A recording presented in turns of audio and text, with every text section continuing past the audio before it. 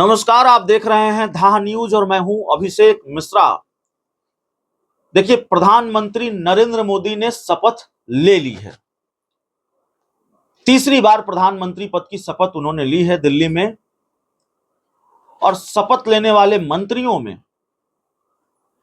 BJP के मौजूदा राष्ट्रीय अध्यक्ष जेपी नड्डा भी रहे हैं। तो सबसे पहले तो सवाल है कि जेपी नड्डा अगर केंद्र में मंत्री बन गए हैं तो बीजेपी का अगला राष्ट्रीय अध्यक्ष कौन होगा। लेकिन हम जेपी नड्डा पर ज्यादा बात करने नहीं आए हैं, हम बिहार पर बात करेंगे। और जिस तरीके से जेपी नड्डा को केंद्रीय मंत्री बनाया गया है, तो बीजेपी का राष्ट्रीय अध्यक्ष कौन होगा। क्या बीजेपी अपने नेतृत्व में परिवर्तन करने जा रही है, और जाहिर है परिवर्तन करने जा रही है। अगर जेपी नड्डा मंत्री बन गए हैं तो भाजपा का राष्ट्रीय अध्यक्ष कोई दूसरा होगा। लेकिन सवाल यह है, हमने बिहार की बात इसलिए कि सवाल यह है कि सिर्फ राष्ट्रीय नेतृत्व में बदलाव होगा या भारतीय जनता पार्टी के प्रदेश नेतृत्व में भी बदलाव होगा।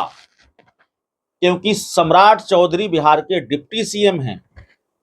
चर्चा पहले से रही है कि उनको प्रदेश अध्यक्ष पद से हटाया जा सकता है, और वो डिप्टी सीएम हैं, इसलिए प्रदेश अध्यक्ष पद की कमान किसी दूसरे व्यक्ति को दी जा सकती है। तो सवाल है कि क्या भारतीय जनता पार्टी का प्रदेश अध्यक्ष भी बिहार में बदलने जा रहा है।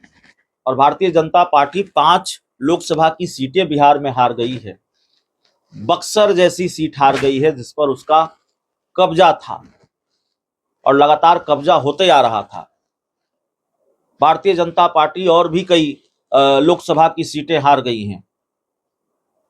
तो सवाल यह है कि क्या इसकी कीमत भी सम्राट चौधरी को चुकानी पड़ेगी, और क्या सम्राट चौधरी को प्रदेश अध्यक्ष पद छोड़ना पड़ेगा।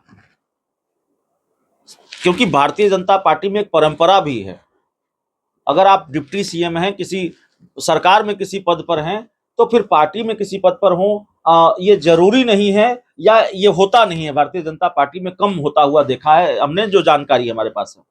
तो लोकसभा चुनाव तक कुर्सी बची हुई थी सम्राट चौधरी की। अब क्या सम्राट चौधरी की कुर्सी जाने वाली है। अब क्या सम्राट चौधरी प्रदेश अध्यक्ष पद से हटेंगे और भारतीय जनता पार्टी बिहार में किसी दूसरे व्यक्ति को प्रदेश अध्यक्ष बनाएगा। ये बड़ा सवाल है, क्योंकि एक संकेत मिला है दिल्ली में आज जो शपथ ग्रहण हुआ, जेपी नड्डा राष्ट्रीय अध्यक्ष बनाए गए, उससे एक संकेत मिला है कि भारतीय जनता पार्टी के संगठन में बड़ा बदलाव होने जा रहा है। अब राष्ट्रीय अध्यक्ष ही बदलने जा रहे हैं, तो फिर इससे बड़ा बदलाव क्या हो सकता है। लेकिन बिहार में संकेत यह भी है कि बिहार में भी बड़ा बदलाव हो सकता है। बिहार में भी भारतीय जनता पार्टी अपने संगठन में बदलाव कर सकती है। अब देखना पड़ेगा कि भारतीय जनता पार्टी अपने संगठन में क्या बदलाव करती है। प्रदेश अध्यक्ष बदले जाएंगे, इस बात के बड़े मजबूत संकेत मिल रहे हैं। लेकिन अगला प्रदेश अध्यक्ष कौन होगा, या फिर सवाल यह भी है कि क्या सम्राट चौधरी की कप्तानी में ही भारतीय जनता पार्टी 2025 के विधानसभा चुनाव में जाना चाहेगी। देखिए, सम्राट चौधरी की एक खासियत तो है, उन्होंने अपनी छवि एक बहुत फायर ब्रांड नेता के तौर पर बनाई है। बहुत आक्रामक छवि रखते हैं, संगठन में उनकी स्वीकार्यता भी है। हालांकि कई बार ये खबरें भी आई कि पार्टी के नेता नाराज हैं, उनके खिलाफ कुछ मीटिंग वगैरह भी हुई है। लेकिन सम्राट चौधरी ने खुद को बीजेपी के एक बड़े नेता के रूप में स्थापित कर लिया है, मजबूत नेता के रूप में स्थापित कर लिया है।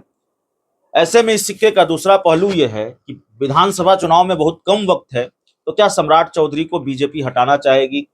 बीजेपी किसी नए कप्तान को लाना चाहेगी, दूसरे व्यक्ति को, दूसरे नेता को प्रदेश अध्यक्ष की कमान सौंपना चाहेगी। तो भारतीय जनता पार्टी के लिए ये आसान नहीं होगा। सम्राट चौधरी को पद से हटाना, दूसरे प्रदेश अध्यक्ष को लाना आसान नहीं होगा। लेकिन चर्चा इस बात की जरूर है कि बीजेपी को नया प्रदेश अध्यक्ष जल्दी मिल सकता है। अब बीजेपी का नया प्रदेश अध्यक्ष कौन होगा। क्या रामकृपाल यादव को एडजस्ट किया जाएगा, क्या राजभूषण निषाद को एडजस्ट किया जाएगा।